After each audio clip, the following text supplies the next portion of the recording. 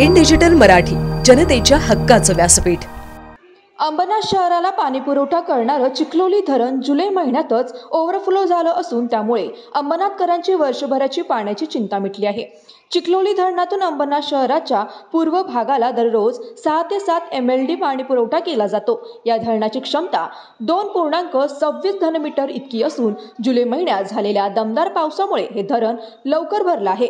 अजूनही या धरणाच्या क्षेत्रात दमदार पाऊस सुरू आहे।